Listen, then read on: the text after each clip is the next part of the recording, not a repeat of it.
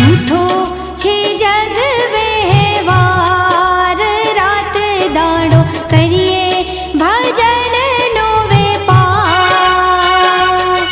હા, કરીએ ભજનનો વેપાર, રાત દાડો કરીએ ભજનનો વેપાર.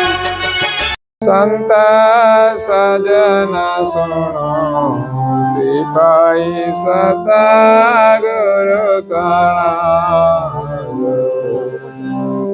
શાસ્ત્ર સજ કરી ભગત તે માનઈ મહારાજો. સંત સજન સુનો સિપાઈ સતા ગુરુ કણા, ભાવા ભલકને કને જાતા ફરે ફરે જો. દુષ્ટ દુર્બોધિ દલ દેખીને થરે જો. સંત સજન સુનો સિપાઈ સત ગુરુ તણાજો. પ્રેમી ભક્તજનો, જ્ઞાન સંપ્રદાયના અધ્યસ્થાપક અનંત બ્રહ્માંડાધીશ વિશ્વ નિયંતા સકર્તા સતકૈવલના પરમ વિશેષ અંશ, અનંત અંશોના તારણહાર, પરમ મોક્ષના દાતા, કૈવલ ધર્મ ધુરંધર, મહાન સમર્થ, પરમ શ્રેષ્ઠ, પરમ વિભૂતિવાન, પરમ દયાળુ, પરમ કૃપા નિધિ, સર્વજ્ઞ દિવ્ય પરમ ગુરુ શ્રીમદ કરુણા સાગર મહારાજ વિશ્વભરના મનુષ્ય તનુધારી ચૈતન્ય અંશોને કૈવલ જ્ઞાનનો ઉપદેશ આપવા માટે અકળ વિભૂતિનું દિવ્ય દેહ ધારણ કરી આ બ્રહ્માંડને વિશે 14 લોક અને પૃથ્વી પર 7 દ્વીપોમાં પ્રગટ થયા. એવા દિવ્ય પરમ ગુરુનો મહિમા સમજાવતા પરમ ગુરુના પટ શિષ્ય દ્વિતીય આચાર્ય શ્રી નારણદાસજી મહારાજ, જેમણે પરમ ગુરુના કૈવલ ધામ વાસ પછી ગુરુગાદી સારસાપુરીની અંદર ભવ્ય દિવ્ય દેવાલયનું નિર્માણ કર્યું અને દિવ્ય પરમ ગુરુના સ્વરૂપની સ્થાપના કરી છે. અહીંયા પૂજ્ય શ્રી નારણદાસજી મહારાજ દિવ્ય પરમ ગુરુની પરિક્રમાને વિશે, સદગુરુના આશ્રિત જે સેવકો છે એનો મહિમા સમજાવતા કહે છે કે સદગુરુના જે આશ્રિત છે બધા એના સિપાહીઓ છે. આપણે પરમ ગુરુના સિપાહી બનવાનું છે. સામાન્ય માણસ થઈને રહીશું ત્યાં સુધી આપણાથી ભક્તિ થઈ શકશે નહીં. ત્યાં સુધી આપણે ન આપણી સુરક્ષા કરી શકીશું કે ન બીજાની સુરક્ષા કરી શકીશું. જ્યારે સિપાહી કેવા હોય છે? જે પોતાની પણ રક્ષા કરે છે અને સમાજમાં બીજાની પણ રક્ષા કરે છે. તો આપણે સદગુરુના સિપાહી બનવાનું છે. સિપાહીને પોતાની અને સમાજની સુરક્ષા માટે શસ્ત્ર ધારણ કરવાના હોય છે. કોઈ પણ કામ કરવું હોય તો સાધનો તો જોઈએ ને. સાધન વગર કોઈ કામ થતું. એવી જ રીતે પોતાની અને સમાજની અને દેશની સુરક્ષા માટે જે સૈનિકો છે એ પોતાની પાસે હથિયાર ધારણ કરે છે. પહેલાના સમયમાં રાજા મહારાજાઓ હતા ત્યારે પણ અલગ અલગ પ્રકારના બધા શસ્ત્રો હતા, અલગ અલગ પ્રકારના હથિયારો હતા, જેમ કે તલવાર હોય, ભાલો હોય, તોપ હોય. તો જેવો દુશ્મનો પ્રહાર કરે એનાથી એવા શસ્ત્રોથી આપણે એનો સામનો કરવાનો હોય છે.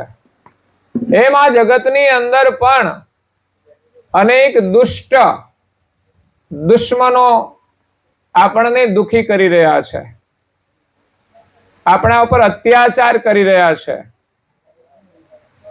આપણા જીવનમાં, આપણા પરિવારની અંદર, આપણા સમાજની અંદર આતંક ફેલાવી રહ્યા છે, જે સૂક્ષ્મ રૂપે હોય છે. તો બહારના આતંકીઓ પણ ગુપ્ત રીતે આવતા હોય છે, આતંક ફેલાવી અને જતા રહેતા હોય છે, છુપાઈ જતા હોય છે. પરંતુ સિપાહીઓ જો સજાગ હોય તો એનો નાશ કરી દેતા હોય છે, મોતને ઘાટ ઉતારી દેતા હોય છે. તો સિપાહીઓની અંદર કેટલી બધી હિંમત હોય છે. આપણે તો રાત્રે ઉઠીએ તો બીક લાગતી હોય, એનું કામ નથી. એમ ભક્તિ કરવામાં, સદગુરુના સિપાહી બનવામાં, આપણે સત્યના માર્ગ ઉપર ચાલવા માટે જો ડરીએ તો આપણે ચાલી શકવાના નથી. જગતમાં સર્વત્ર અંધકાર જ છે. એ અંધકારની અંદર આપણે ચાલવાનું છે, નિડર થઈને, હિંમત રાખીને. ચારે તરફ અજ્ઞાન છે, ચારે તરફ સમસ્યાઓ છે. તો એમાં સદગુરુના સિપાહી બની અને સમાજની, દેશની અને આપણે પોતાની રક્ષા કરવાની છે. તો સદગુરુના સિપાહી કેવા હોય છે અને એમણે કેવા હથિયાર ધારણ કરવાના હોય છે? બાહરી હથિયારોનું એક રૂપક છે. જેમ બહારના સૈનિકો આપણા દેશની રક્ષા કરે છે, એની પાસે હથિયાર પણ છે. હથિયાર ન હોય તો ગમે તેટલો હિંમત વાળો સૈનિક હોય તો પણ એ કશું કરી શકતો, પણ જો એના હાથમાં હથિયાર આવી જાય તો પછી એ કોઈથી ડરતો નથી. એટલે આપણા સૈનિકો બહુ હિંમત વાળા હોય છે, બળવાન હોય છે અને ખૂબ તાલીમ લીધેલી હોય છે. આપણે પણ બેન એક ડિપાર્ટમેન્ટમાં છે, તેમણે પણ ખૂબ કસરત કરી હશે, મહેનત કરી હશે અને કાયમને માટે હિંમત રાખીને ચાલવાનું હોય છે. કારણ કે ખોટા જોડે જ આપણે તો લડવાનું હોય ને કાયમ. અને જો આપણે ખોટામાં ભળી જઈએ ને તો પછી આપણે પણ કોઈક દિવસ એના શિકાર બની જઈએ છીએ. એટલે હંમેશા સત્યની જ જીત હોય છે. એટલે નીડર થઈને આપણે સત્યના માર્ગે ચાલવાનું હોય છે. તો અહીંયા નારણદાસજી મહારાજશ્રીએ પ્રકમ્માની રચના કરી છે કે સમર્થ પરમ ગુરુ જીવોનું કલ્યાણ કરવા માટે આ પૃથ્વી પર પધાર્યા છે. તો એમની પ્રકમ્મા કરવી એ આપણું અહોભાગ્ય છે, આપણી શ્રદ્ધા છે. દિવ્ય પરમ ગુરુની પ્રકમ્મા કરવાનો આપણને લાભ મળે કે એનો મહિમા જાણવાનો લાભ મળે તો પણ આપણું અહોભાગ્ય છે. આજે નારણદાસજી મહારાજ શ્રી એમ કહે છે કે સિપાહીએ લડવા માટે એક ધર્મનું બખ્તર ધારણ કરવાનું, જેથી આપણું શરીર સુરક્ષિત રહે. તો આ એક શસ્ત્ર છે. પોતાની રક્ષા માટે બખ્તર ધારણ કરવાનું. એમાં જગતની અંદર ધર્મરૂપી બખ્તર આપણે ધારણ કરવાનું છે. પછી દુશ્મનો પ્રહાર કરશે તો પણ આપણને ઈજા નહીં થાય. જેમણે જેમણે ધર્મને ધારણ કર્યો છે એના સામે પણ મુશ્કેલીઓ તો આવે જ છે, પણ ધર્મથી એની સુરક્ષા થાય છે. અને બીજું, અનિત દોષ, જે જૂઠા કર્મો છે એ આપણા દેહથી દૂર રહે છે. ધર્મનું બખ્તર એટલે શું? એ તો કોઈ વસ્તુ તો છે નહીં, ધર્મ તો આપણે આચરણથી જ ધારણ કરવાનો હોય છે. તો જ્યારે આપણે ધર્મને ધારણ કર્યો હોય પછી આપણા શરીરથી આપણે કોઈ ખોટું કામ કરતા તો એનાથી આપણે બચીએ છીએ.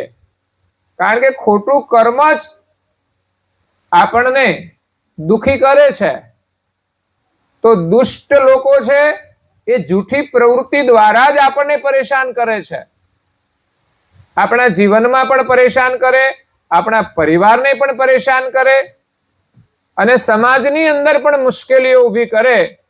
એવા ખોટા કામથી બચવું હોય તો આપણે ધર્મરૂપી બખ્તર ધારણ કરવું જોઈએ. તો આપણા જીવનમાં ધર્મનું બહુ જ મહત્વ છે. એટલે તો આપણું જે કોઈ લૌકિક કાર્ય હોય એ કરતા પહેલા આપણે સમયસર ઉઠી અને સ્નાન આદિથી પરવારી અને ભગવત પ્રાર્થના કરીએ છીએ. અવશ્ય કરવી જોઈએ. પણ એવું નથી કે બધા જ કરે છે. આપણે અહીંયા સંધ્યા પ્રાર્થના કરી, શું રોજ આપણા ઘરમાં આટલી પ્રાર્થના થાય છે? કે ઘરમાં દીવાબત્તી થતા હોય છે, એકાદ વ્યક્તિ પ્રાર્થના કરતી હશે, પણ આપણે એમ માની છે ભગવાનની પ્રાર્થના તો થઈ ગઈ.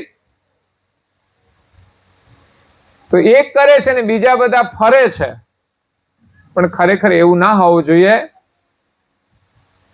ભગવાન માટે પ્રાર્થના નથી કરવાની અને ભગવાનની પૂજા થઈ જાય એટલું પૂરતું નથી, પણ ઘરની દરેક વ્યક્તિ પૂજા કરીને એના આશીર્વાદ મેળવે, દરેક વ્યક્તિ પાવન થાય, દરેકનું મન શુદ્ધ થાય, એમની બુદ્ધિ શુદ્ધ થાય, એનું ચિત્ત શુદ્ધ થાય અને બધાની અંદર ભગવત પ્રેમ જાગે, એના માટે એ સ્થાન હોય છે. એટલે સ્થાન એક જ હોય છે, મંદિર એક જ હોય છે. જેમ ઘરમાં રસોડું કેટલું હોય, રસોડા કેટલા હોય? એક જ હોય.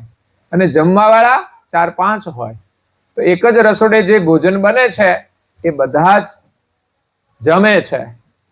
એવી જ રીતે એક જ મંદિર દ્વારા આપણે બધાએ પૂજા પ્રાર્થના નો લાભ લેવો જોઈએ. પણ આપણામાં જાગૃતિ હોવી જોઈએ, ધર્મનું ગૌરવ હોવું જોઈએ કે ના, ધર્મ માટે તો આપણે કંઈ પણ કરી શકીએ, સમય કાઢી શકીએ, ધર્મ માટે ધન પણ વાપરી શકીએ, ધર્મ માટે આપણું મન પણ જોડવાનું છે. તો આટલી બધી આપણી તૈયારી હોવી જોઈએ. તમે વિચાર કરો, દેશ માટે જે સૈનિકો લડે છે, પોતાની જાનની બાજી જોખમમાં મૂકીને લડતા હોય છે. પછી એવું ના વિચારે હું મરી જઈશ તો શું થશે, ચાલો આપણે નથી જવું. પણ કંઈ પણ થઈ જાય, દેશની સુરક્ષા માટે એનું ગૌરવ હોય છે. એમને પોતાની જાન કુરબાન કરી દે છે. ભલે એનું જીવન ખતમ થઈ જાય છે, આપણને એમ થાય કે એના પરિવારનું શું? ખરેખર એના પરિવારનું પણ બહુ મોટું યોગદાન કહેવાય કે જેણે માત્ર પોતાના સ્વાર્થ માટે નહીં પણ દેશના માટે કંઈક કર્યું છે અને કંઈક ગુમાવ્યું છે. તો ભગવાન એને એના બદલામાં એનાથી પણ વિશેષ શક્તિ આપશે. ભગવાન આપણી સાથે જ હોય છે. જેટલું આપણે સમાજ માટે યોગદાન કરીએ છીએ એટલો જ આપણને ભગવાન તરફથી લાભ મળતો હોય છે. પૂજ્ય શ્રી નારાયણદાસજી મહારાજ શ્રી સદગુરુના સિપાહીનો મહિમા સમજાવતા પરિક્રમા 4 ને વિશે કહે છે, સંત સજ્જન સુનો સિપાહી સદગુરુ તણાજે. હે સદગુરુના સિપાહીઓ, સંતો અને સજ્જનો, તમે સાંભળો. સદગુરુએ તમને શસ્ત્રથી સજ્જ કરીને આપ્યા છે, એમાં કોઈ કસર નથી રાખી. જો સદગુરુના સાનિધ્યમાં જઈને આપણે જ્ઞાન પ્રાપ્ત કરીએ તો આપણી પાસે રહેલા શસ્ત્રોનું આપણને જ્ઞાન થાય, એને કેવી રીતે ચલાવવાનું પણ જ્ઞાન થાય. તો જ આપણે સંસારમાં સુખી થઈશું અને સુરક્ષિત રહીશું. અત્યારે સુખી તો ઘણા લોકો છે પણ બધા સુરક્ષિત નથી. એટલે આપણે સુખી પણ થવાનું છે અને સુરક્ષિત પણ રહેવાનું છે. તો મેં કહ્યું તેમ કે આપણા ઘરની અંદર બધા જ સભ્યો સદગુરુની પૂજા કરે, પ્રાર્થના કરે, અને આપણને ધર્મનું ગૌરવ હોવું જોઈએ. ધર્મ કોઈ સામાન્ય વસ્તુ નથી. જો ધન માટે આપણને ગૌરવ છે, જેના માટે આપણે કેટલો પરિશ્રમ કરીએ છીએ, તો ધર્મ એનાથી પણ બળવાન છે. ધર્મથી જ આપણું ધન સુરક્ષિત રહે છે, અને ધર્મથી આપણું જીવન પણ સુરક્ષિત રહે છે. જો ધર્મ નહીં હોય, ભાઈ ચાલુ નહીં કરું, બધું ચાલશે, બંધ રાખો, બંધ કર દે.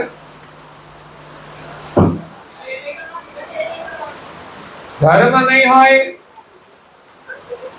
તો આપણા ઘરમાં ધન પણ ટકશે નહીં.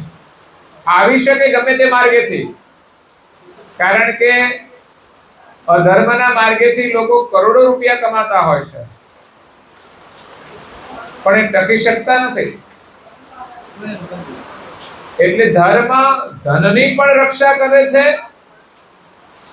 આપણા જીવનની પણ રક્ષા કરે છે, આપણા પરિવારની રક્ષા કરે છે, અને સારા સમાજની રક્ષા પણ ધર્મથી થાય છે. આપણા દેશની અંદર અનેક ધર્મ સ્થાનો છે. કોઈ ગામ એવું નહીં હોય કે ગામમાં મંદિર નહીં હોય. જ્યારે વિદેશોમાં એવું નથી. આપણા લોકો જ્યાં ગયા છે એમણે મંદિર બાંધ્યા છે, અને થોડા ત્યાંના સર્ચ હોય છે, પણ એ હવે બંધ થવા લાગ્યા છે. ત્યાં મંદિરને મહત્વ ઓછું અપાય છે, અને ત્યાં ધનને મહત્વ વધારે આપવામાં આવે છે. ધનથી જ ધર્મનો જીવનનો વિકાસ થાય છે. હા, માણસ ધનથી પણ સુખી થઈ શકે છે, પણ મેં કહ્યું તેમ સુરક્ષિત નથી રહી શકતો. માણસના જીવનની સુરક્ષા નથી એકલા ધનથી. ઘણું બધું ધન હોવા છતાંય માણસો દુખી હોય છે. ઘરમાં પરિવારમાં કલેશ હોય છે, કોઈ રોગી હોય છે, અનેક પ્રકારની સમસ્યાઓ છે. એનાથી જો આપણે બચવું હોય તો ધર્મરૂપી બખ્તર આપણે ધારણ કરવાનું છે. આ ધીમું કરને, થોડું સીધી વાગે છે. ત્યાં કોણ બેઠો છે? ત્યાં કે બેસી રહ્યો? એક જણા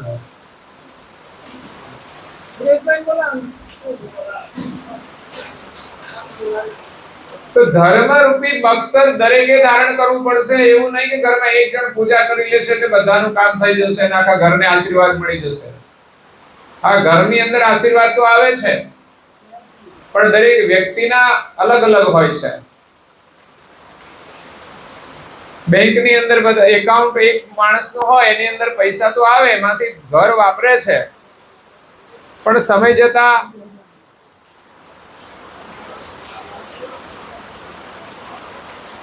દરેક વ્યક્તિ ના પણ અલગ અલગ એકાઉન્ટ હોય છે. તો આપણે જે કંઈ કર્મ કરીએ છીએ એ આપણા સ્વતંત્ર એકાઉન્ટની અંદર જમા થાય છે. કદાચ પરિવારની એક વ્યક્તિ એના એકાઉન્ટ દ્વારા આપણને લાભ આપી શકે, કારણ કે જે ભક્તિ કરે ને ઘરમાં, એના સ્વભાવથી, એમના વ્યવહારથી આખા પરિવારને લાભ થતો હોય છે.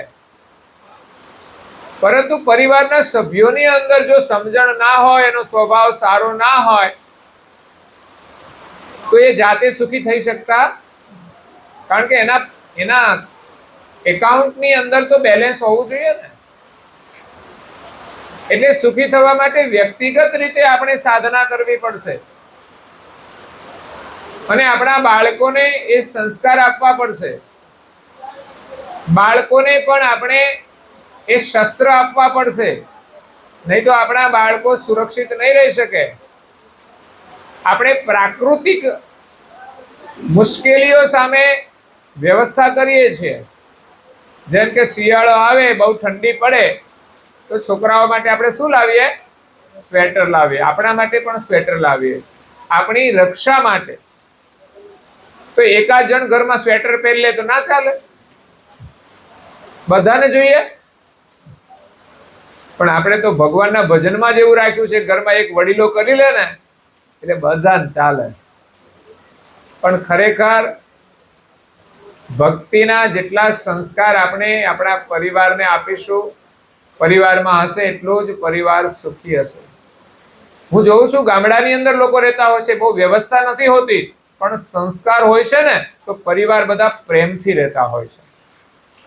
અને સંસ્કાર ના હોય તો પરિવારની અંદર લોકો લડતા હોય છે, કલેશ હોય છે. એટલે સદગુરુના આપણે સિપાહી બની અને ધર્મનું ગૌરવ ધારણ કરવાનું છે. આગળ કહ્યું કે ભાવ ભલક નેકના નેજા તહા ફર ફરે જો. યુદ્ધ કરવા માટે, લડવા માટે સૈનિકોનો ભાવ પણ પ્રબળ હોવો જોઈએ. એમ ભક્તિ કરવા માટે પ્રધાન જો કોઈ હોય ને તો એ ભાવના છે. આપણી ભાવના હશે તો જ ભક્તિ થવાની છે. જેમ સમાજની વ્યવસ્થા માટે, સુખ સગવડ માટે સંપત્તિ મહત્વની છે, પૈસા હોય તો જ સગવડ થાય, એમ ભાવ હોય તો જ ભક્તિ થાય. જેમ સુવિધા અને સગવડ માટે પૈસા પ્રધાન છે, એવી જ રીતે ભક્તિ માર્ગની અંદર સુખી થવા માટે, પરિવારમાં સુખી થવા માટે ભાવ પ્રધાન છે. ભક્તિ પણ ભાવથી થશે અને પરિવારમાં સુખ પણ ભાવથી આવશે, નહીં કે પૈસાથી. પૈસા આવે તો લોકો લડતા હોય છે, આ મારા, આ તારા. અત્યારે તો પતિ અને પત્ની પણ અલગ અલગ એકાઉન્ટ રાખીને કે આ મારા, આ તારા. હવે તમે મારું તારું કરશો તો ઘરમાં સુખ મળશે ક્યાંથી? એકલા પૈસાથી? તમે મારા છો એમ નહીં, આ પૈસા મારા, મારા એકાઉન્ટમાં નાખવાના. એટલે લોકોને પૈસા ઉપર વિશ્વાસ છે, વ્યક્તિ ઉપર વિશ્વાસ નથી. પણ ખરેખર પરિવારની અંદર સુખ તો ભાવથી જ આવે છે, પ્રેમથી આવે છે. પૈસા ભલે જરૂરી હોય, પણ જ્યાં ભાવ અને પ્રેમ હોય ત્યાં સંપત્તિ પણ આવે છે. અને સંપત્તિ જેટલા પ્રમાણમાં હોય એટલાથી એ સુખી થઈ શકે છે. અને ભાવ પ્રેમ ના હોય ને કરોડો રૂપિયા ઘરમાં પડ્યા હોય કે કરોડોના બંગલા હોય ને તોય ઘરમાં શાંતિ ના હોય. પરંતુ ઝૂંપડામાં રહેતા હોય,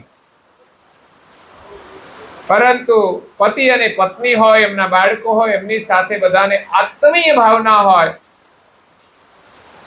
અને ભગવાનમાં એની પ્રીતિ હોય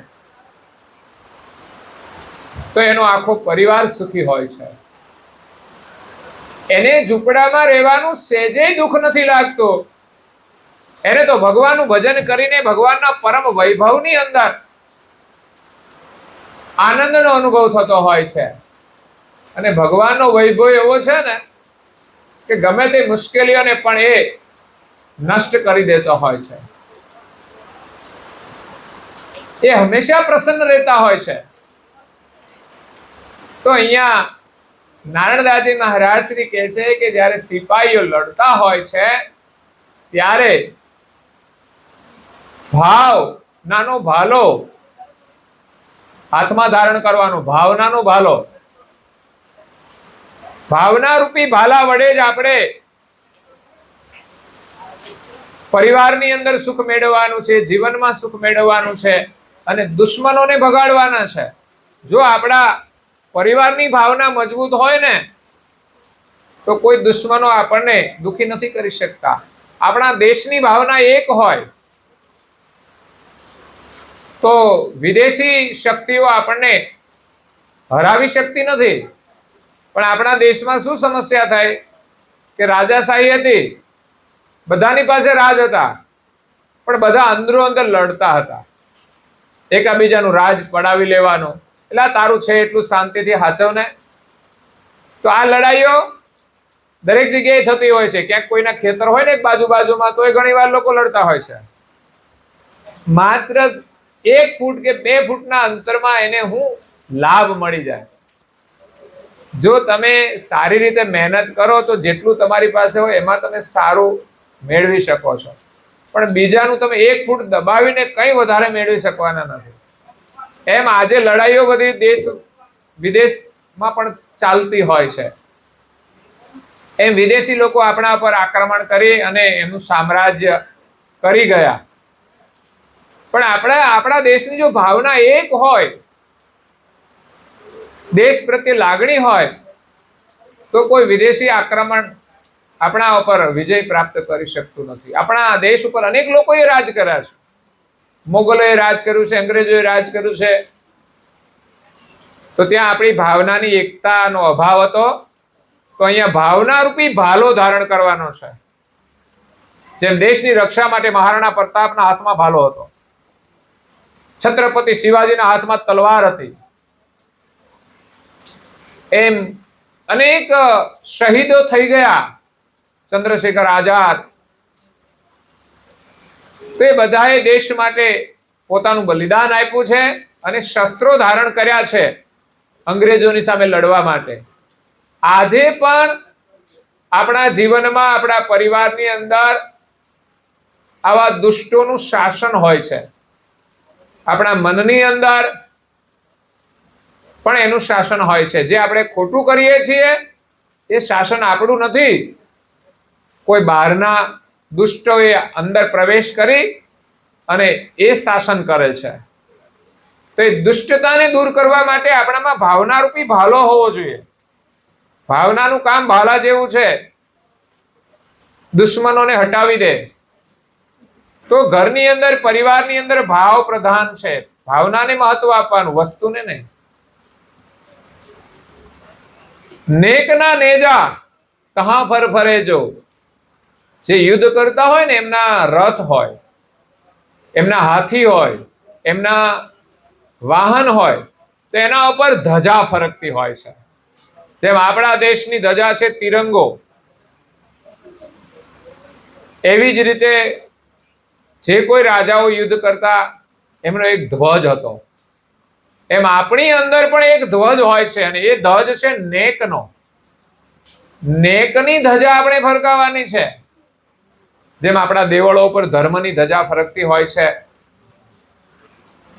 જો આપણા જીવનમાં પણ ધર્મની ધજા ફરકતી હોય ને, તો હંમેશા આપણો વિજય થાય અને આપણે સુખી રહીએ.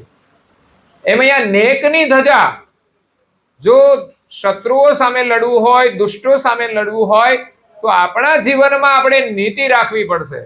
એવું નહીં કે થોડી લાલચમાં આવીને આપણે નેકી ચૂકી ગયા. નેકી બહુ મહત્વની છે. પ્રામાણિકતા ક્યારેક આપણા જીવનમાં એટલી બધી સફળતા આપે છે કે આપણે કલ્પના નથી કરી શકતા. બીજાને આપણા ઉપર એટલો બધો વિશ્વાસ આવી જાય તો પણ આપણને સફળતા મળી જાય છે. એટલી સફળતા આપણે ખોટું કરીને નથી મેળવી શકતા. અને નેકી કરીશું તો ભગવાનને તો આપણા ઉપર ચોક્કસ વિશ્વાસ આવશે, કારણ કે ભગવાન સર્વજ્ઞ છે, એ બધાને જાણે છે. અને આપણે નેકી રાખીશું તો હંમેશા આપણી સાથે જ રહેશે, કારણ કે ભગવાન તો ન્યાય કરનારા છે. એ ક્યારે અન્યાય નથી કરતા. અને ન્યાયના માર્ગ ઉપર ચાલે છે, એની સાથે રહેવા વાળા છે. એટલે નેકી શું છે કે ભગવાન આપણી સાથે છે, પછી આપણે કોઈનો ડર રહેતો નથી. એટલે ભાવના રૂપી ભાલો અને નેક રૂપી, નીતિ રૂપી નેજો ફરકાવવાનો છે આપણા જીવનમાં, આપણા પરિવારની અંદર. પરિવારમાં એક સારું કરતો હોય ને એક ખોટું કરતો હોય તોય પરિવારમાં સમસ્યા આવે. કારણ કે અનીતિ આપણે જેટલી કરીશું અને આપણા ઘરમાં કંઈ પણ આવશે અનીતિનું, કે કોઈ વ્યક્તિના વિચારો હોય એવા, તો પણ સમસ્યાઓ ઊભી થાય છે. એટલે પરિવારને બધાને આવા સારા વિચાર મળે, સારા સંસ્કાર મળે. આપણે ભલે થોડા ગરીબીમાં રહીએ પણ ક્યારે અનીતિ નહીં કરવાની, તો આપણો પરિવાર ભગવાનના આશીર્વાદથી સુખી રહેશે. હું જોઉં છું નાના પરિવારમાં પારાયણમાં જઈએ છીએ પણ બધા સંસ્કારથી સુખી હોય છે. એનું પ્રેમ, ભાવ, આદર, એ બધું જોતા એમ લાગે કે આ પરિવારની અંદર કંઈ સુખ છે. પણ ઘણા બંગલાઓ એવા હોય પણ ત્યાં તમને આદર જોવા ના મળે, સન્માન જોવા ના મળે, પ્રેમ જોવા ના મળે. બીજાને તો પ્રેમ ના આપે પણ ઘરમાંય ના હોય. ઘરમાં બધા લડતા હોય ત્યાં બીજાને શું પ્રેમ મળે? તો ઘરમાં પ્રેમ હોય તો જ બહારના લોકોને પ્રેમ મળે છે. નહીં તો કેવું થાય કે બે જણા લડતા હોય, પતિ અને પત્ની, તો ઘરમાં પતિના કોઈ ઓળખીતા આવે તો એને પ્રેમ મળે, પત્ની પ્રેમ ના આપે. પત્નીના કોઈ ઓળખીતા આવે તો પત્ની એને પ્રેમ આપશે પણ પતિ નહીં આપે. તો એ સાચો પ્રેમ નથી. જ્યાં પતિ અને પત્ની પરિવારનો પ્રેમ હોય ત્યાં કોઈ પણ અતિથિ આવે તો એનો આદર થાય, સત્કાર થાય, અને ઘરના બધા જ વ્યક્તિ પ્રેમ કરે તો જ આપણને આનંદ આવે ને. પછી એક વ્યક્તિ સાથે આપણે સારો મેળ હોય ને આપણને આદર આપે ને ઘરમાં એમનો જ સભ્ય હોય એ આદર ન આપે તો પણ એનો અનાદર કહેવાય. એટલે પરિવારની અંદર ભાવના પ્રધાન છે. દુષ્ટ દુર્બુદ્ધિ દલ દેખીને ત્યાં થરથરે જો આપણી પાસે સદબુદ્ધિ હોય ને, સદબુદ્ધિ, તો સમજવાનું કે દુષ્ટ બુદ્ધિનું પણ એક દળ છે, મોટું દળ. આ દુનિયાની અંદર દુષ્ટ લોકો જેટલા છે એનું પણ એક સંગઠન છે કે જે એનું સામ્રાજ્ય વધારે છે, ખોટું કરીને બધું મેળવે છે. પણ જ્યાં સદબુદ્ધિની તાકાત હોય ત્યાં દુર્બુદ્ધિ ટકી શકતી નથી. આપણા જીવનમાં નથી આવી શકતી તો સમજવાનું આપણે સુરક્ષિત છીએ. તો દુષ્ટ લોકો આપણું કશું બગાડી શકવાના નથી. પણ બગડે ક્યારે કે દુષ્ટ બુદ્ધિ વાળા આપણા ઉપર આક્રમણ કરે અને આપણામાં થોડી દુષ્ટતા આવે, થોડી બુદ્ધિ આપણી ભ્રષ્ટ થાય તો જ આપણને નુકસાન થવાનું. બીજો માણસ વ્યસન કરે તો આપણને શું નુકસાન, પણ આપણે એના સંગથી થોડું થોડું લઈશું તો આવું તો બધાના જીવનમાં હોય છે કે નહીં? આપણા મિત્ર બનાવ્યા છે કે નહીં? આ ખાવું તે ખાવું. મેં જોયું સાકરિયા બધા એક એક દાણો જ લેતા હતા અને પડીક્યો તો આખી આખી ફાકી જાય છે. મસાલો આખો ફાકી જાય, જે બધા કચરો આખો ફાકી જાય, અને સાકરિયા તો એક એક. કેમ? તો વધારે ડાયાબિટીસ થઈ જાય. તો પેલો આખા ફાકા મારે છે એમાં તો કેન્સર થઈ જશે, વિચાર નથી કરતો. એટલે તમે એક એક દાણો લ્યો તો એમને બોધ મળે કે આ લોકો સાકરિયામાં કેમ આટલા બધા ડરે છે, અને ન ખાવાનું હોય ત્યાં તો ફાકા મારી જાય છે.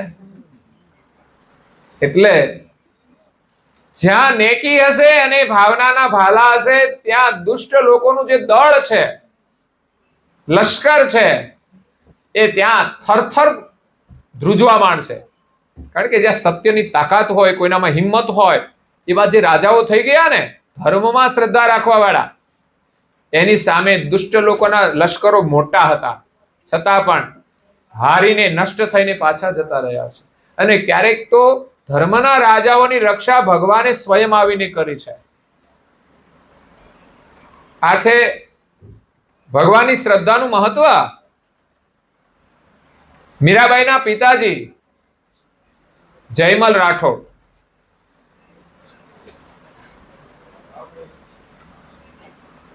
એ રાજ ચલાવતા હતા. એના પરિવારની અંદર ભગવાનમાં ખૂબ શ્રદ્ધા હતી. પેલું ભગવાનનું કાર્ય કરીને પછી જ રાજકામ કરવાનું. તો રાજા જયમલ રોજ સવારે 2-3 કલાક ધ્યાનમાં બેસી જતા, સાધના કરતા હતા. રાજાઓ એમ જ રાજ નહોતા ચલાવતા, એની અંદર પણ કોઈ શક્તિ હતી, એની અંદર પણ કોઈ બળ હતું.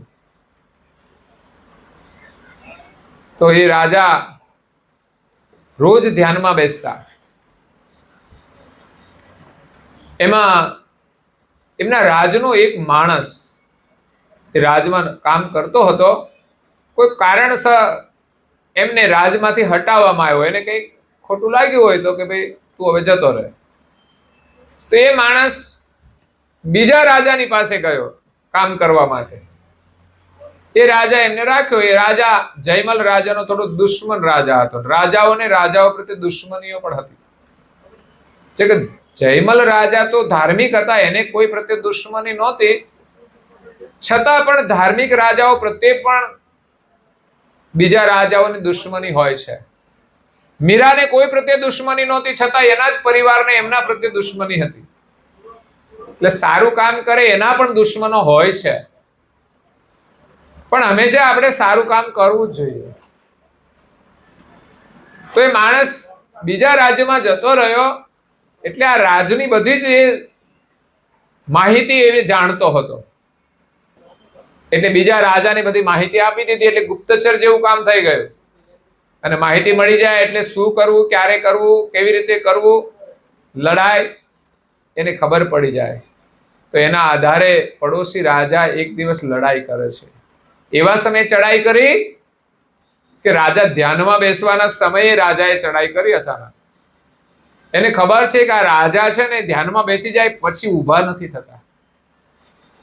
અને એમણે કહેલું કે હું ધ્યાનમાં બેઠો હોય ત્યારે કોઈએ મને વિક્ષેપ ના કરવો. આ ધ્યાનનું મહત્વ છે. કોઈ પણ વ્યક્તિ ધ્યાન કરતી હોય ને વિક્ષેપ ના કરવો. અને વિક્ષેપ કરશે ને તો એને હું મૃત્યુદંડ આપીશ. એટલે ગમે તેવી મુશ્કેલી હોય ધ્યાનમાંથી આવ્યા પછી જ હું એનું સોલ્યુશન કરીશ. તો કોઈ રાજાને વિક્ષેપ કરતું નથી, પરંતુ પડોશી શત્રુ રાજાએ એના ઉપર ચડાઈ કરી અને ચારે બાજુથી નગરને ઘેરી લીધું. આ બાજુ રાજાનો જે સેનાપતિ હોય એને ખબર પડી એટલે નગરની સુરક્ષા માટે એને રાજાનો હુકમ જોઈએ. હુકમ વગર પાછું કામ ના થાય. એટલે સેનાપતિ વિચાર કરે છે કે જો અત્યારે આપણે લડીશું નહીં તો એ આપણું રાજ લૂંટી લેશે. અને અત્યાચારી રાજાઓ તો શું કરે કઈ કહેવાય નહીં. સંપત્તિ લઈ જાય, કોઈની ઇજ્જતો પણ લૂંટી જાય, કોઈના અપહરણ પણ કરી જાય, કઈનું કઈ પણ કરી જાય. એટલે સેનાપતિ વિચાર કરે છે કે રાજાને કેવું કેવી રીતે? જો કેવા જઈશું ને વિક્ષેપ થશે તો આપણે તો મૃત્યુદંડ જ આપશે. એની ધર્મમાં એટલી આસ્થા હતી કે મારા ધ્યાનની અંદર કોઈ વિક્ષેપ ના કરવો. બસ ભગવાનમાં એટલી બધી શ્રદ્ધા હતી. તો સેનાપતિ વિચાર કરે છે, બુદ્ધિશાળી છે કે શું કરવું. ત્યારે એમણે જે જયમલ રાજા હતા એમની માતા પાસે ગયા અને માતાને વિનંતી કરી કે પડોશી રાજાએ આપણા ઉપર ચડાઈ કરી છે અને આપણે જો લડીશું નહીં તો આપણું રાજ લૂંટી લેશે અને રાજાના હુકમ વગર મારે કામ કેવી રીતે કરવું. તો માતાએ કહ્યું કે એમનો નિયમ છે. તો સેનાપતિ કહે છે કે આ નિયમ રાજને લાગુ પડે છે પણ એની માતાને લાગુ નથી પડતો. માં એને જ્યારે જરૂર પડે ત્યારે એને બોલાવી શકે છે. માં એનાથી મોટી કહેવાય છે. માં એના ગુરુ સ્થાને હોય છે. માં બાળકો માટે, છોકરાઓ માટે ભગવાન રૂપ હોય છે. એટલે માતા એમના પુત્રને કહે છે કે બેટા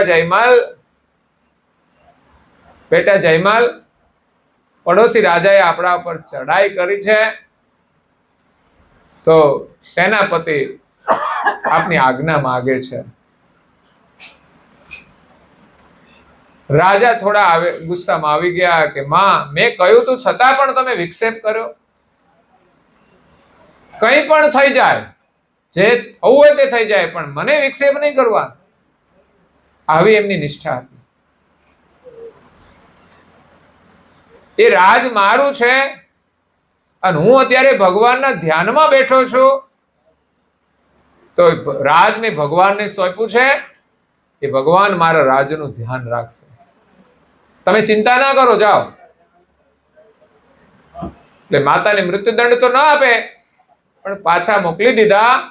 આ બાજુ દુશ્મન રાજાએ આ બધાને મારવા માંડ્યા, કાપવા માંડ્યા અને આખું નગર બધા લોકોને મારીને પ્રહાર કરીને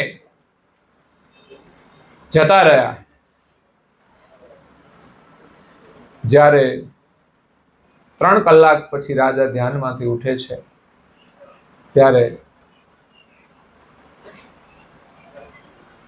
જ્યારે રાજા ચડાઈ કરી લડાઈ કરે છે તો એ શત્રુ રાજા જેવી ચડાઈ કરી અને બધાને મારે છે એ જ સમયે ઘોડા ઉપર સવાર થઈને જયમલ રાજાનું સ્વરૂપ એ રાજાને તો ખતમ કરી દે છે, એને તો એ ઘાયલ કરી દે છે, પરંતુ એવું હથિયાર ચલાવ્યું કે શત્રુની સેનાનો એને સફાયો કરી દીધો અને રાજા ઘાયલ થઈને ભાગી ગયો.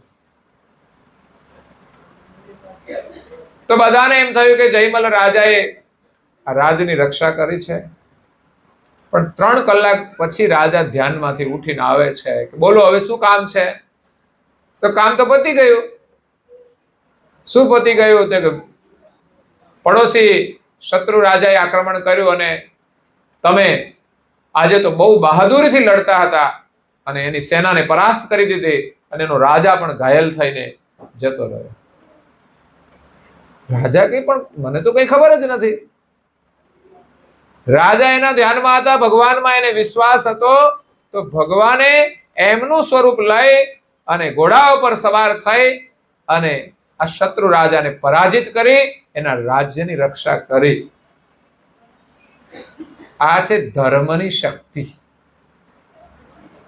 એટલે ધર્મ આપણું રક્ષણ કરે છે.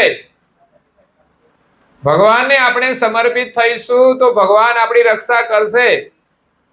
એટલે નેકના નેજા ફરકાવવાના છે આપણા જીવનમાં. નેક એટલે નીતિ. નેકી કર, અનીતિને છોડો અને નીતિ ઉપર ચાલો. દુષ્ટ દુર્બુદ્ધિ દલ દેખીને ત્યાં થરથરે જો. દુષ્ટ લોકો અને દુષ્ટ બુદ્ધિના જે દળ છે એ નેકી જોઈ અને થરથરવા માંડશે. કોઈ એક પ્રામાણિક અફસર આવી જાય ને, ત્યાં બધે ભ્રષ્ટાચાર ચાલતો હોય, ત્યાં એક સાચો અધિકારી આવી જાય ને તો બીજા બધા ફરફડવા માંડે કે આ બધું ખોટું ચાલતું હતું, કઈ ખબર પડી જશે તો, અને હવે આપણું ખોટું ચાલશે. અધિકારી એવો નેકી વાળો હોય ને તો દુષ્ટ લોકોનું આખું દળ હોય ને થરથરવા માંડે કે આ શિક્ષા થશે, બીક લાગે. હંમેશા આપણે નેકી રાખવી જોઈએ. એવા આપણે સદગુરુના સિપાહી બનીએ. આગળની ચોપાઈમાં નારણદાસજી મહારાજ કહે છે, એ અશ્વ મંગલ હે લગમ છોગા ચમ ચમે ભુવન ચતુર્દશ કી પાર કદમ દમ દમે જો સંત સજન સુનો સિપાહી સત ગુરુ પ્રણામો. સંતો ને સજ્જનો, સદગુરુના સિપાહીઓ, તમે સાંભળો. એમણે આપણને આ બધા શસ્ત્રો આપ્યા છે, બુદ્ધિ પણ આપી છે. અશ્વરૂપી ઉમંગ, ઉમંગ રૂપી અશ્વ. જે પણ કામ કરવું હોય ને એમાં આપણે ઉમંગ હોવો જોઈએ. જે સૈનિકો લડે છે ને એ અશ્વ ઉપર સવાર થઈને લડતા હોય છે, કોઈ હાથી ઉપર સવાર થઈને લડતા હોય છે. આજે પણ લોકો વાહન ઉપર સવાર થઈને લડતા હોય છે. તો અશ્વ ઉમંગ લહે લગામ છોગા છમ છમે જો. ઘોડા ઉપર સવાર થઈને લડવાનું પણ એક મહત્વ છે, એની અંદર પણ એક બળ છે.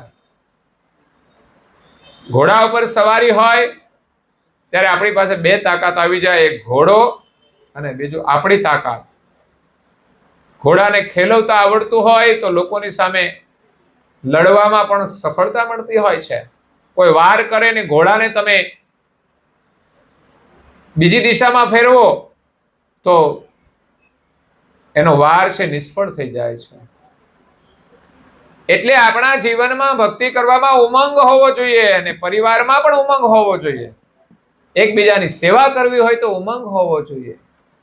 પરાણે પરાણે કરીએ એનું કોઈ મહત્વ નથી. તો ઉમંગ રૂપી અશ્વ ઉપર સવાર થઈ, જ્યાં ઉમંગ રૂપી અશ્વ ઉપર સવાર હોય ત્યાં પછી શોક અને સંતાપ રહી શકતા નથી. લહે લગામ, ઘોડાની એક લગામ હોય છે. એમ જ ઉમંગમાં રહેવાતો, ઉમંગ હોય પણ કઈક મુશ્કેલી આવે તો પાછી ઉમંગ જતો રહે છે. પણ લેહ રૂપી લગામ હોવી જોઈએ. ઘોડાની લગામ લેહ એક લગની છે. છોગા છમ છમે જો, ભોવન ચતુર્દશ કી પાર કદમ ધમ ધમે જો. જેને એવી લગની લાગી હોય, પ્રભુ ભજન કરવાની લગની આપણે બધાએ લગાવવી જોઈએ, અને લગાવવી પડશે ત્યારે જ આપણું કાર્ય સિદ્ધ થશે. જેમ અહીંયા બહેનો સરસ ભજન ગાયા, તો એમાંથી જ પ્રેરણા લેવાની કે આ લોકો આવું સરસ ગાય છે, કરે છે, તો આપણને કેમ ના આવડે? આપણે બહુ આધુનિક નહીં બનવાનું કે આ બધું તો જૂના લોકોનું કામ છે, નવા લોકોને તો શું કરવાનું હોય? ફિલ્મના ગીતો સાંભળવાના હોય, ગાવાના હોય. પણ એ આપણો વિનાશ કરી દેશે. જ્યારે ભજનો આપણને જીવન આપશે, આપણા પરિવારને સુખી કરશે. આપણા ઘરમાં ભજનો આપણે ગાવા જોઈએ, બાળકોને સંસ્કાર આપવા જોઈએ. આપણા ઘરમાં ભજનો વાગવા જોઈએ, કારણ કે અત્યારે તો ઇન્સ્ટ્રુમેન્ટ આવી ગયા ને, તો એ બધા જ સાંભળે તો એને સંસ્કાર આવવાના જ છે. પણ અત્યારે તો સિસ્ટમ બદલાઈ ગઈ. અત્યારે તો ખાનગીમાં ઇયરફોન થી સાંભળવાનું. હું સાંભળે ભગવાન જાણે. એ ભાઈ એકલો કામ સાંભળશે? સ્પીકર રાખીને વગાડ ને, બધા સાંભળીએ. પણ સાંભળવા જેવું હોય તો ને. એટલે આ ખાનગીમાં કચરો ઘણો જાય છે જીવનમાં. એટલે પછી નવી પેઢી બગડતી હોય છે. પછી જયારે લગ્ન કરવાના હોય ત્યારે લગ્ન કરીને આવે ત્યારે ખબર પડે કે એમને લગ્ન કરી લીધા છે. કારણ કે ઇયરફોનમાં બધું શું થતું એ ખબર નહીં, કયા ગિયરમાં ગાડી ચાલતી હોય.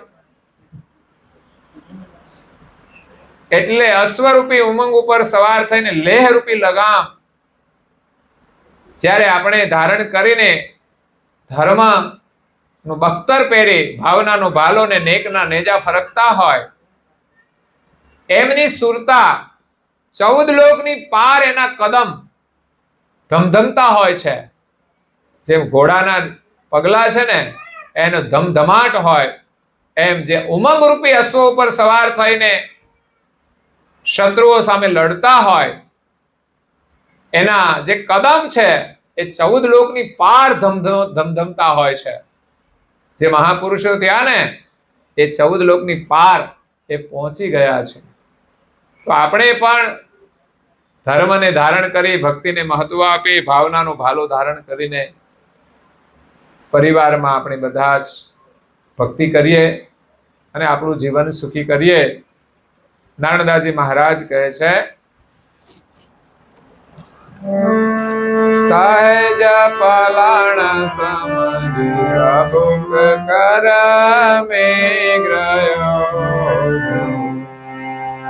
ઉમંગ સ્વચલવાનો ભેદ સર્વલયો જો, સંત સજન સુનો સિપાહી સદગુરુ તના. સહેજ પલાણ, ઘોડા ઉપર પલાણ નાખવાનું હોય છે બેસવા માટેનું. તો સહેજ, જે માણસ સહજતાથી જીવન જીવતો હોય ને એ જ ઉમંગ રૂપી અશ્વ ઉપર સ્થિર બેસી શકે. પણ જેનામાં સહજતા ના હોય ને એના જીવનમાં ઉમંગ રહેતો નથી ને ઉમંગ ઉપર એ બેસી જ ના શકે. આપણે ઉમંગના માથે બેસવાનું છે, પણ અત્યારે તો ઉમંગ આપણા ઉપર સવાર થઈ ગયો છે. મોહ માયાનો ઉમંગ ઘોડો આપણા ઉપર બેસી ગયો છે. આપણે ઘોડા ઉપર બેહવાનું છે. એવું નહીં કે ઘોડો જ્યાં જવું હોય ત્યાં જાય. જ્યાં જવું હોય ત્યાં જાય તો શું થાય? એ તો ગમે ત્યાં ખાડામાં નાખે. ત્યારે એની લગામ આપણા હાથમાં હોવી જોઈએ. લેહરૂપી લગામ છે. આપણે જ્યાં લઈ જવો હોય એ દિશામાં જ જવું જોઈએ. ઉમંગ એ દિશાનો હોવો જોઈએ કે જે સહી દિશા હોય. જે સૈનિકો લડ્યા છે ને એ સત્યના માટે લડ્યા છે. આજે પણ દેશની સરહદ ઉપર જે સૈનિકો લડે છે એ દેશની રક્ષા માટે, નહીં કે પોતાના સ્વાર્થ માટે. આ કોઈ સૈનિક દુષ્ટ લોકોની સાથે ભળી જાય અને કઈ ષડયંત્ર કરે તો એ પણ જીવિત રહેતો નથી. એટલે આ સહેજ પલાણ, સમજ, સાબુક. પાછું ઘોડાને હકાવવા માટે શું જોઈએ? ચાબુક જોઈએ. લગામ તો હોય એને કંટ્રોલ કરવા માટે છે, પણ વળી પાછો આગળ દોડાવવાનો હોય તો શું જોઈએ? ચાબુક. તો ઉમંગ રૂપી અશ્વ છે. આપણો ઉમંગ કાયમ રહે એના માટે શું કરશો? તો કે ચાબુક જોઈશે. લગામ તો અંકુશમાં રાખવા માટે જોઈએ, ગમે તે દિશામાં ના જતા રહીએ. ઉમંગ ખરો, પણ ખોટી દિશાનો હોય તો આપણે એની લગામ ખેંચવી પડે. તો અહીંયા ચાબુક, સમજરૂપી ચાબુક. સમજણને દરેક કાર્યમાં આગળ રાખવી પડે તો જ આપણો ઉમંગ ટકે, નહીં તો ટકવાનો. બીડીના ધુમાડા કાઢીએ તો ઉમંગ કેટલો ટાઈમ રહે? એક દિવસ એના ધુમાડા નીકળી જવાના. જે આખા ઘરને હેરાન કરતો હોય એ કેવી રીતે ખુશ રહે? એ વિચારતા જ નથી કે આપણા આ વ્યવહારથી આખું ઘર હેરાન થાય છે. એટલે આપણે સમજણ રૂપી ચાબુક હાથમાં રાખીને જીવવાનું છે, સિપાઈ બનવાનું છે. સમજણ વગરનું જીવીએ વર્ષ 1000, શું કામનું છે? સમજણ વગરનું માણસ હજારો વર્ષ જીવે તો શું કામનું છે? અને સમજણથી માત્ર થોડું જીવીએ તો પણ જીવન સફળ થાય છે. પરિવારને સાચી પ્રેરણા મળે, સારી દિશા મળે, એવું આપણે જીવન જીવવાનું છે.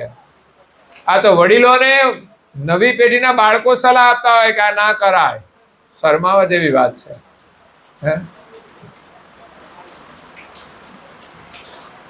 સંકોચ થવો ના જોઈએ કે આપણે આટલા ઉંમરવાળા, આટલી બુદ્ધિ આપણામાં નથી, એટલી બુદ્ધિ આ નાના બાળકોમાં છે. બસ નાનું બાળક કે ને તો આપણને લાગી જવું જોઈએ કે આજથી આ નહીં કરવાનું. તો સમજણ રૂપી સાબુક આપણા હાથમાં રાખીને આપણે ઉમંગ રૂપી અશ્વ ઉપર દુશ્મનો સામે લડવાનું છે, ખોટાની સામે લડવાનું છે. ઉમંગ અશ્વ ચલાવવાનો ભેદ સર્વ લયો જો. ઉમંગ રૂપી અશ્વ છે, એને ચલાવવાનો જે ભેદ છે આપણે જાણવાનો છે, સમજવાનો છે.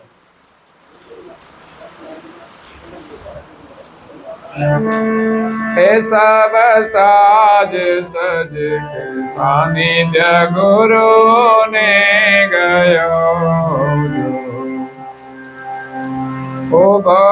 પુનસ્ત કરી પટો દયા ધરે દેજો સંત સજન સુનો સિપાઈ સતા ગુરુ તના.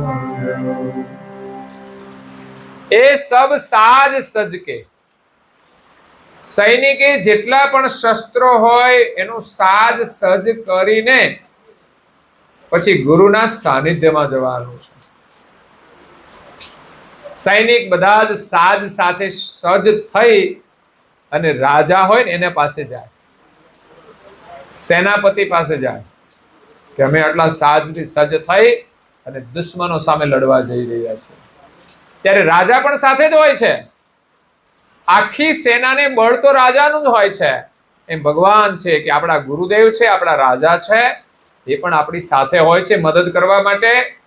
ઘણા રાજાઓ હતા, એમના ગુરુ પણ એના યુદ્ધની અંદર સાથે હોય છે અને રાત્રે એને માર્ગદર્શન આપતા હોય છે. રાજની અંદર પણ કૂટનીતિ ચાલતી હોય છે કે કેવી રીતે રાજ કરવું, કેવા સમયે કેવી કૂટનીતિ વાપરવી. કારણ કે દુશ્મન દેશો હોય ને એ આપણને ગુલામ કરવા માંગતા હોય તો એની સામે પણ આપણે કઈ કૂટનીતિ વાપરીને વિજય મેળવવાનો હોય છે. તો આ બધા જ સાજ નાનદાજી મહારાજશ્રીએ બતાવ્યા ને કે આપણા ગળામાં એક વરમાળા હોવી જોઈએ, કંઠી રૂપી, એ પણ આપણી રક્ષા કરે છે. પછી હાથમાં ખાંડું એટલે તલવાર, સહનશીલતાની તલવાર, ધીરજ રૂપી ઢાલ, બીજા હાથમાં એક કોઈ પ્રહાર કરે તો એને બચવા માટેની ઢાલ હોય છે, ધીરજ રૂપી ઢાલ. અને જતમતપણે રહેવાનું, નિયમમાં એવો જમૈયો હોય છે. અને કામનાઓનું દહન કરનારી કટાર એ પણ આપણી પાસે હોય. જ્યાં જે સમયે જે હથિયારની જરૂર પડે એ બધા જ હથિયાર સાથે સજ્જ રહીને આપણે આ લડવાનું છે. એવું નથી કે એક જ હથિયારથી લડવાનું છે, બધા જ હથિયાર જોઈશે. ક્યારે કયો દુશ્મન આવે, કટાર વાળો આવે તો કટારથી એને ઉડાડી દો, ભાલાની જરૂર પડે તો ભાલાથી ઉડાડો. તો અહીંયા બુદ્ધિરૂપી બંદૂક માલિકે આપણને આપી છે, એનો થોડો ઉપયોગ કરવો જોઈએ. પણ આપણે બુદ્ધિનો બહુ સારો ઉપયોગ ના કરીએ અને ઘરમાં રાખી જ મૂકીએ ને તો વર્ષ 2 વર્ષ પછી એ જામ થઈ જાય, પછી એ કામ આપે. એમ ઘણાની બુદ્ધિ એવી હોય ને કે સારા કામમાં વપરાય નહીં ને તો બુદ્ધિ જામ થઈ જાય, પછી કઈ સારા કામ કરી શકે એ ખોટા કામ જ કરે. તો બુદ્ધિરૂપી બંદૂકને હંમેશા સારા કામમાં વાપરતા રહીએ.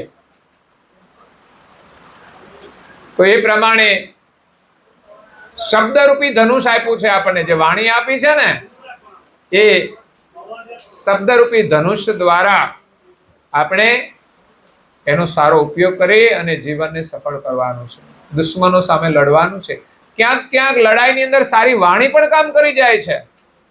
કોઈ ખોટા માણસને પાછા વાળવા માટે શબ્દરૂપી ધનુષ માંથી આપણે સુરતારૂપી તીર એને મારવાનું છે. અને જ્ઞાનરૂપી ભાથો છે, એની અંદર આ બધા તીર સમાયેલા છે. તો જ્ઞાનની સમજણથી જો આપણે શબ્દને દ્વારા તીર મારીએ તો જ્ઞાનનું બળ અને ભક્તિની કળથી એ જૂઠનો ત્યાગ કરશે અને સત્યના માર્ગે આગળ વધશે.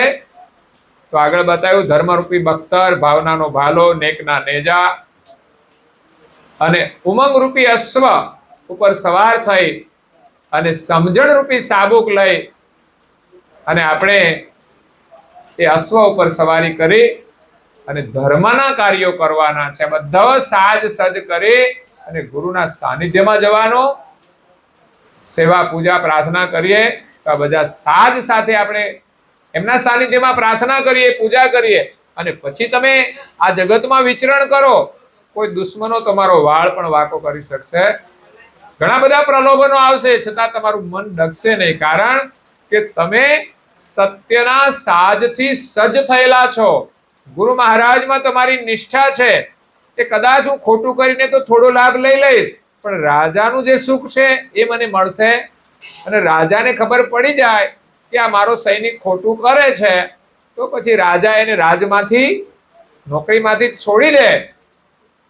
તો આજે ઘણા લોકો ખોટું કરતા હોય છે નોકરીમાં, સરકારી નોકરી હોય પણ પકડાય ને પછી એને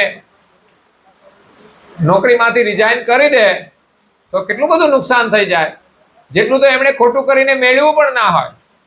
એટલે હંમેશા આપણને જે મળતું હોય એમાં નીતિ રાખી, વિશ્વાસ રાખી અને આપણે આગળ વધીએ. અને ગુરુદેવ આગળ બધા જ શસ્ત્ર ધારણ કરી અને આપણે પરવાનો લેવાનો છે, ઊભો પુનસ્ત કરી સેલ્યુટ કરવાનું ગુરુ મહારાજના ચરણોમાં આપણે 2 હાથ જોડીને પ્રણામ કરીએ છીએ. અને પટ્ટો દયા ધરીને દિયો. જો ગુરુ મહારાજ આપણને પટ્ટો આપે છે, પરવાનો, સત્યના માર્ગે ચાલવાનો. એમની કૃપા વિના સત્યના માર્ગે ચલાતો નથી. પોલીસ ડિપાર્ટમેન્ટમાં તમે જુઓ તો એ નાના જે આસિસ્ટન્ટ હોય એ જે મોટા હોય એમના આગળ સેલ્યુટ કરતા હોય છે. એનો પણ એક બેઝ હોય છે, એનો પણ એક બેલ્ટ હોય છે. તો આ બધું એમને ધારણ કરવાનું હોય છે. જો ના હોય તો એનો પાવર એને ચાલતો નથી. બેલ્ટ હોય તો એને કોઈ કશું કરી શકતું નથી. અને અંતિમ ચોપાઈમાં એમ કે છે શ્રી સરકાર મહારાજ છે, નારાયણ દાસ ખાના જાતના વિરાજ છે. જો સંત સજન સુનો સિપાઈ સતગુરુ પ્રણામ. શ્રી સરકાર, આ કોની સરકાર છે? દેશમાં તો મોદી સરકાર છે, પણ એ તો બદલતી રહેવાની.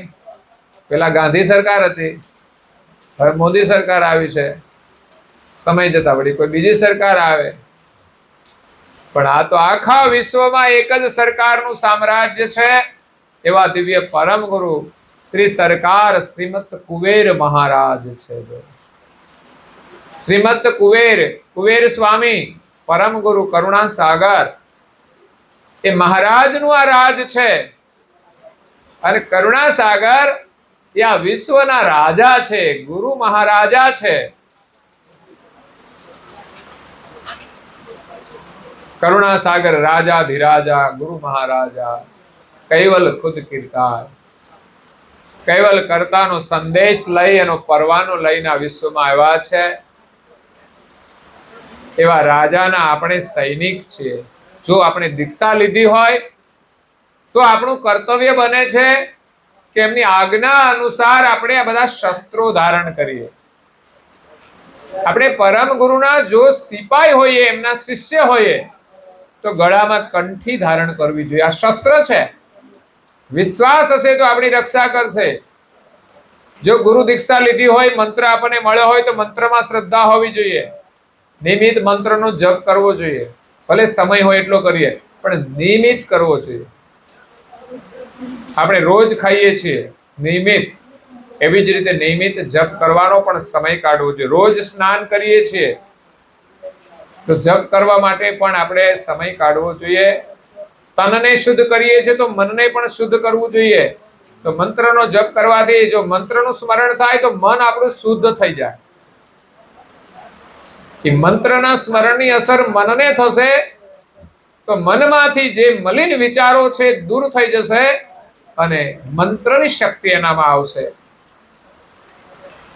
તો શ્રીમદ કુબેર સરકાર છે, એના આપણે સૈનિક છીએ. અને એનું જો સુખ જોઈતું હોય તો એના આદેશોનું આપણે પાલન કરવું જોઈએ. મંત્ર આપ્યો છે, ગળામાં કંઠી ધારણ કરી અને કપાળમાં તિલક કરવું જોઈએ. આ છે પરવાનો. એ આપણી સાથે હશે તો જ આપણે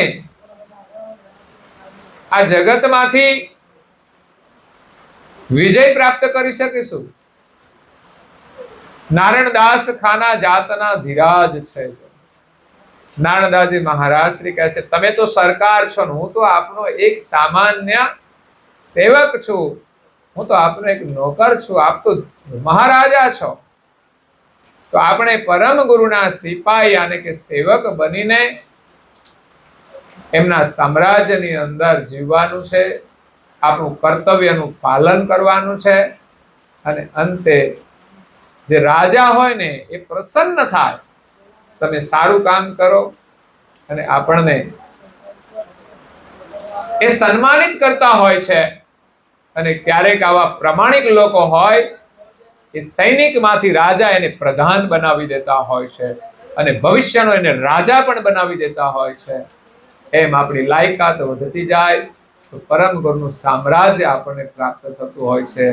નારણદાસજી મહારાજ શ્રીના ઉપર કરુણા સાગર મહારાજ શ્રી એવી કરુણા કરી કે ધન્ય નારણદાસ તુજ સમો જુગ મેં પ્રિય ન કોઈ.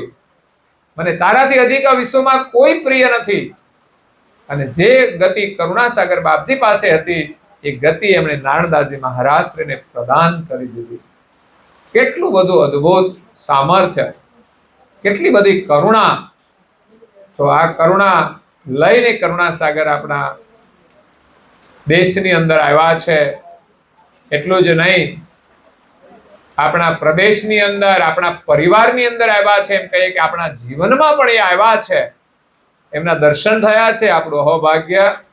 અને આજે સદગત આત્માના કલ્યાણ અર્થે દિવ્ય પરમ ગુરુનું કૈવલ્ય જ્ઞાન પારાયણ તમે રાખ્યું, એનાથી વિશેષ મોટી કોઈ કૃપા નથી. અને એમની કૃપાથી જ સદગત આત્માનું કલ્યાણ થાય છે. એટલું જ નહીં, એના સમગ્ર પરિવારનું પણ કલ્યાણ થશે. એની ભાવિ પેઢીનું પણ કલ્યાણ થશે. પણ જરૂર છે માત્ર આપણે પરમ ગુરુમાં આસ્થા રાખવાની. આજે તમારી આસ્થાના પરિણામ સ્વરૂપે જ આ પારાયણ થયું છે અને દરરોજ આપણે આસ્થા રાખી એમની કૃપા મેળવતા રહીએ તો પરિવારમાં પણ આપણે સુખી રહીએ. તમે બધાએ ખૂબ પ્રસન્નતાથી સત્સંગનો લાભ લીધો છે. પરમ ગુરુના ખૂબ આશીર્વાદ છે. એમની કૃપા તમારા જીવનમાં અને પરિવારની અંદર વરસતી રહે. અસ્તુ. સત્કેવલ સાહેબ आदिशक्ति स्वराज करुणेश केवल करता की जय। श्री कृष्ण स्वामी महाराज की जय। परम गुरु श्रीमद करुणासागर महाराज की जय। पूज्य श्री नारायणदास महाराज की जय। सब गुरुचार्य महाराज की जय। सब संतन की जय। सब देवन की जय। ज्ञान संप्रदाय की जय। दुर्गा शास्त्री की जय। केवल धाम की जय। सत केवल साहेब कथा सत्संग पूर्णावती का सत केवल साहेब